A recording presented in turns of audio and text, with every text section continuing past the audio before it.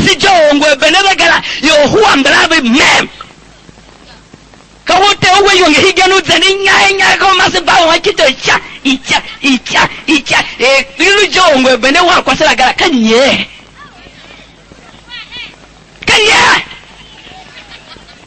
kwole kale hige gandide ngana okasiki gari kwole kale hige gana ngana nosu kana ko haya bano 14 na wash mona halo mama oso womo de ko anyanu e dia goda ya ne heba chagba ga he December van ha ring bindem kan ha wanye da gbidagbe do yongo ate ha 14 naira awana gana ga kwaso woro ye chana da kam na ono adudi yongo nyare ki ha yongo ki ha bindem no do now the young chaho on the quite busy at your hope I got a 15 naira again yen da nyo deri mai kundu e kwa fana lu chayo na kwa singone wai wanyalo da du binde bidigile du yongo ratena onana ma ke yalu gajia waja chani ma yele ma lwendi wo da yata ka shokpa tombi pa ama kwa hati udakeme waka wano wagbidi ha 14 naira te madam mana hembo wewe bili yo ngwa ti dido okla fraga mbana ani elide iyemba kane chaigba ide ukbeje kasu kwa baba ide uzinaya ba marengara kwa gumo ide utoje ba wa jo shara pa ide ko lele hige ya kam yom kawan jesu kale ha hitemene ka ko lu kwa jene miongo una ba wa ha ma kali dito miongo una ba wa ha ma deheme miongo una ba wa kanisa miongo una bo wa zakambanu utu akwa nenge kwa dito ka hi uki chakela hamo na ka ki chamongo yo kwa mamu dido hi kumenguka kawe uma zan we wahingi piva ya lugana kamba yolumba wala pe university aje luwe pe mawe ewe bash uchi kwa sawa kwa sa halu pele no mukiriki ga kanya ohi uvenda na amba manu we sha kwa magbenda we can you saw him all we can we a class baga kalumba maika bakamba o bagembra ka ho ko ndo hidenji ari holambi na chile mimoko na hapa mbra bakamba o eka yopi utsamba maklanta baka class wo teacher mhema o kere ko ho pase ha yanya ne akakate set yo pa lute maklanta shatu pa lute maklanta ke pa lute maklanta shilenga pa lute maklanta agugu pa lute maklanta na lete mai mbaka kama ho na mo watu wako nja ikwa wo ya kaonyo manobu wo kaonyo na uda dua na ukaloma zene na fi uba hide iki ofuri uda tandikla na uba yanya uha wangu elinyi kana kawe ka hamisha kane kana kawe ka gbendala kana kawe ka mela utinega mayolu yo na havo yongo ye ho atelegala wondole ye kuma ilu zwahila beti on sheti shana ko ikondo kyokita kana ilu ko kirikiga eva mohera fe ka bari oyana kangedeka bayemeyo yalu yeseva no numba shamegane bana hayo vode heganu kelim yomyo heganu da zogbenda uda ye kire dua kwenya sika bumene kane uhidewa webe kwete yoyo kaune kase ele kane se beyo apina ya we bangitia wo shako tato ngune na mo kayo wo mana faga sa yangela we bangitia wo lu tana duwa na ha ko ku ngune na wo pa hige no nyola kana fe sa yangela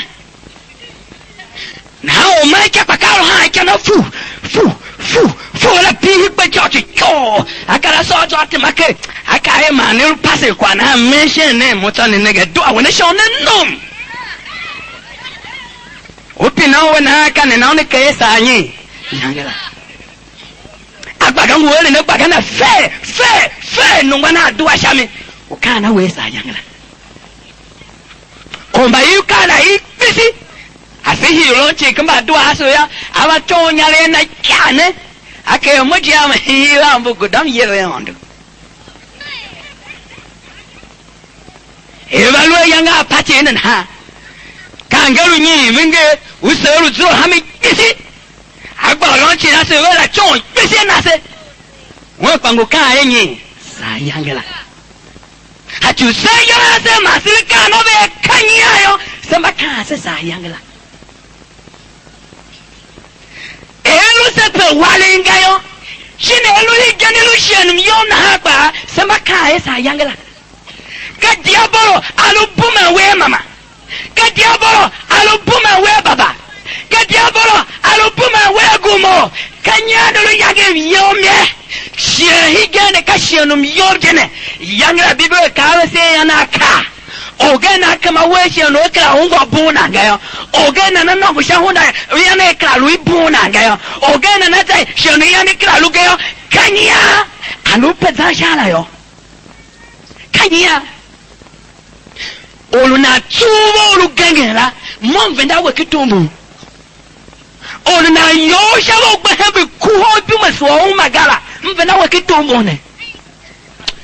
isa ope walingayo kana ile katanta ahida tema kishodo aba zambala on de kishodo banege chiano mabra kama sikita do yesa akuna hagbe kaluta yulu shauta kroha ke na ha fe olo wunu bina na isela ma wolu praga wunu ma he namba mini gala na hana ondo ne junga hono yano o ta kishodo na sana on de kishodo on dana na shodo kishodo ga kauta shodo on ne nage yo adungo hono shakwa shodo ye seti se fa wano ya ondo tena ke bibilola iye na ma ya te makitala chini tena da ka tena yo higano gamashima ke adaona kwa bona ga ya kimo ye ke ya tena ilupe walenga ilupe tenga yo ogera ke pastor mawele mu senso me mamde kwa kwangu mpinome yangi yao luzano la so kwangu la yao pasa elugu senume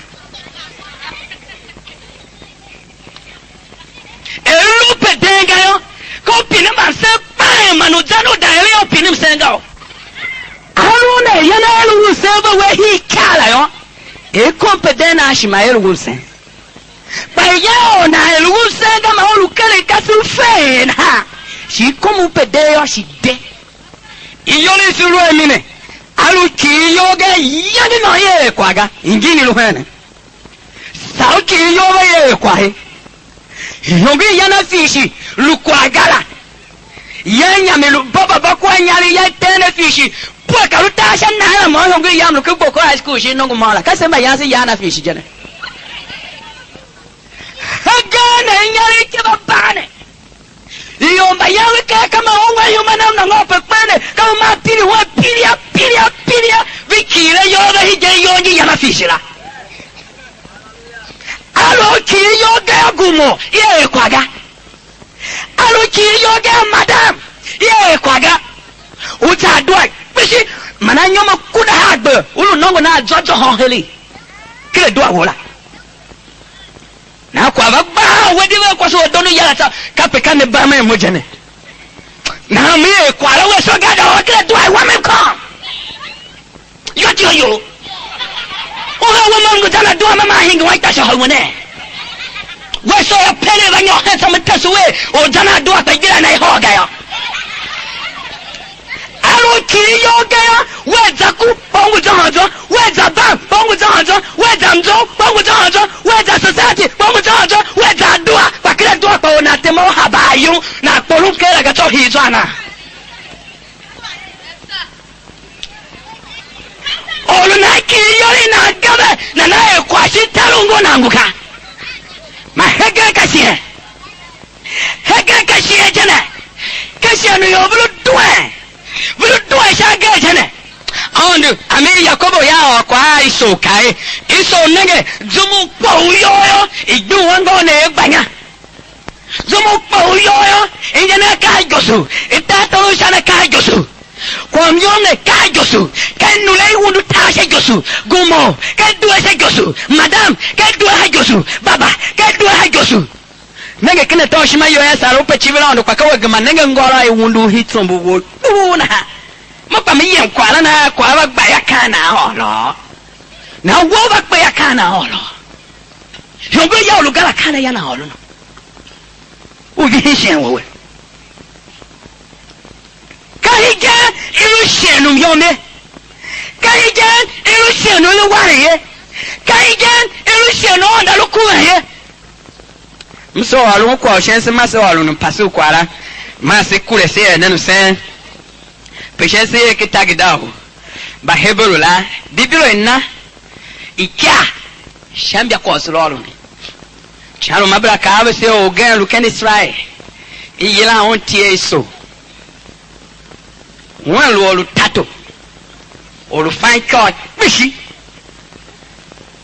zendikot zan wala hideo jen kolun kaave se wandana Yakob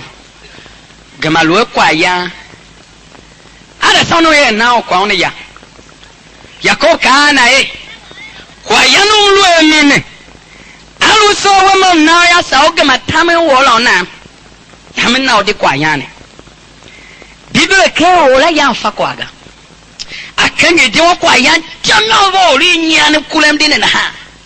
aka ngona emwe tamene komanyo kuluka hige aelemi ngoho mona kwamya chialo mabra kale sin hae zumo yashe bakayo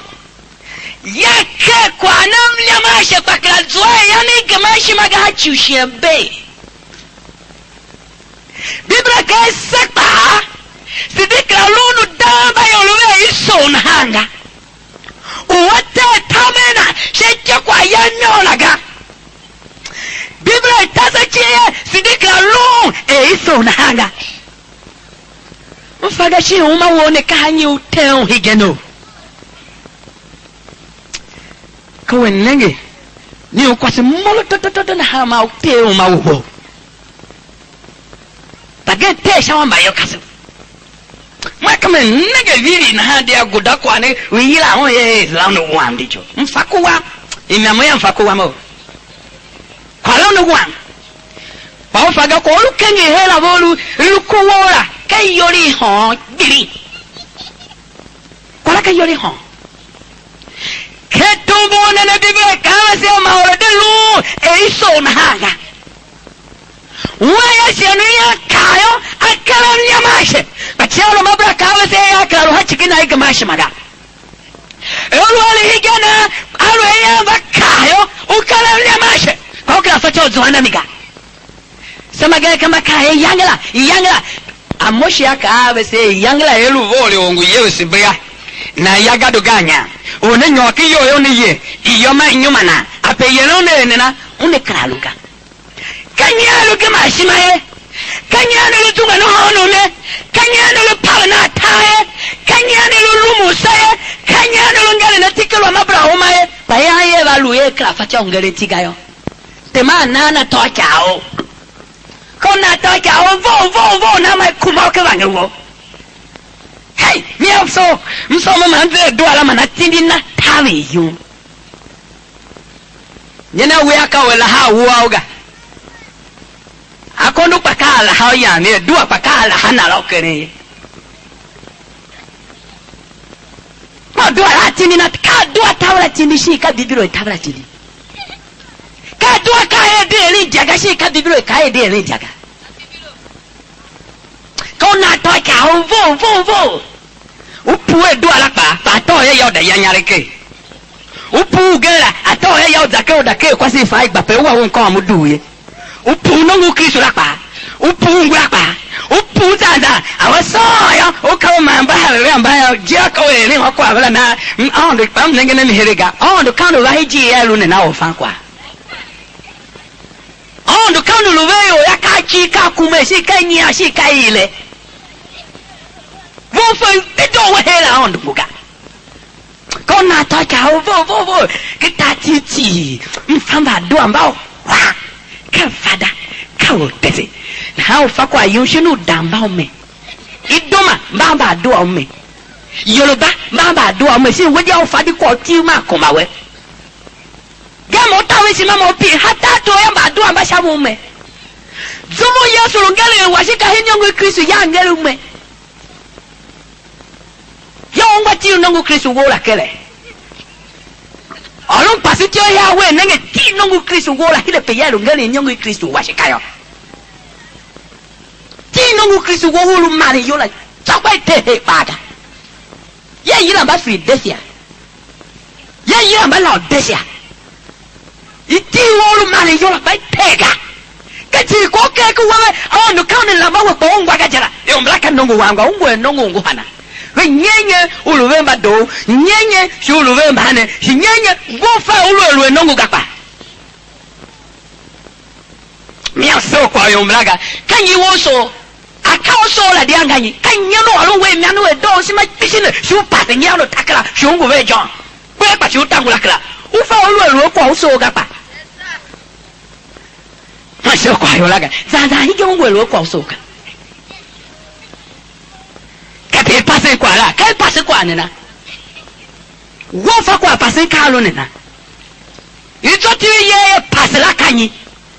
Kala ka do ko kele ye la duki ga olo nega niga. Ya mutu wase. Wofa ti hano ga. Ike wo ke nyi hene. Dawidi ya e dane o ke biblo ka wo ri hiwi. Shi wo no so we dikra ye kwa mika. Ya ro we gane hi ya wo pa.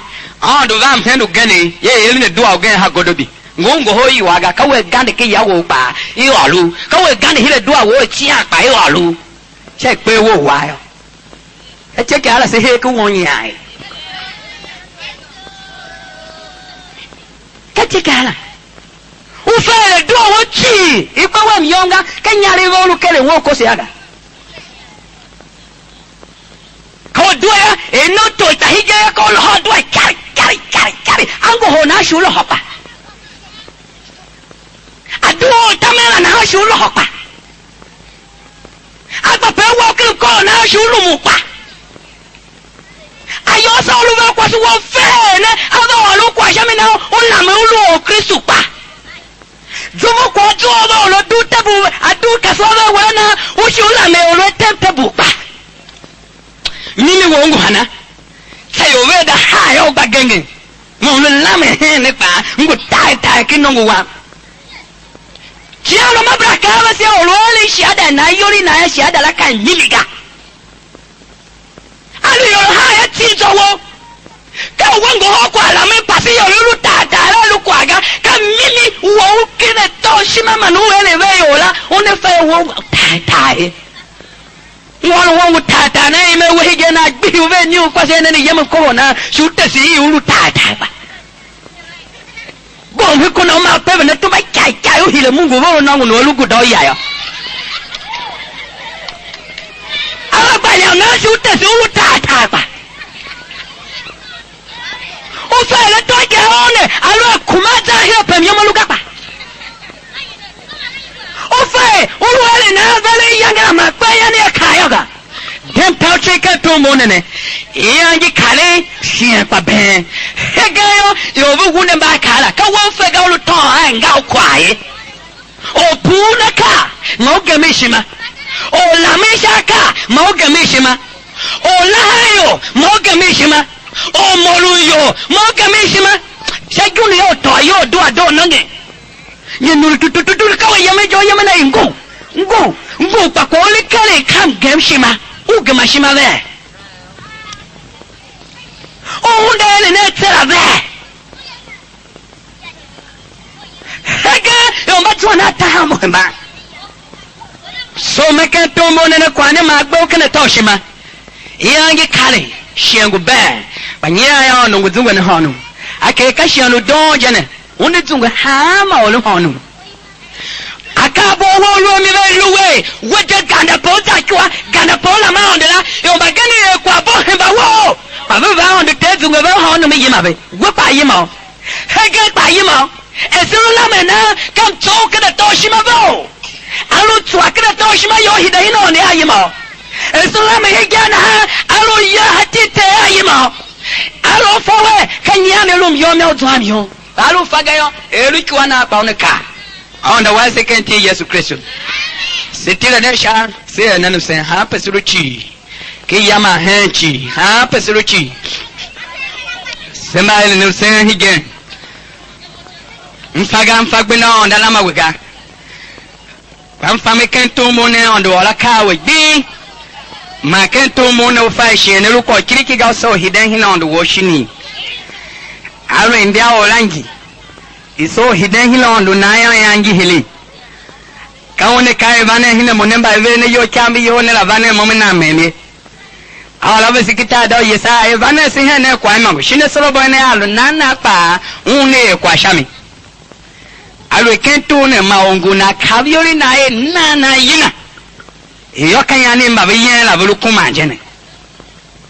O yina kanyani o yen la vulu kumanjene. Uhide hen Yesu Kristo. Kache kara onda tindi Yesu Kristo hachu semba si yen la yo si kuma ken Yesu Kristo. Anti olona na yila te Yesu Kristo kento mbonene. Anti olona na yila te Yesu Kristo kile yangana luma ne yo. Yesu ne kwa. Ina yo ye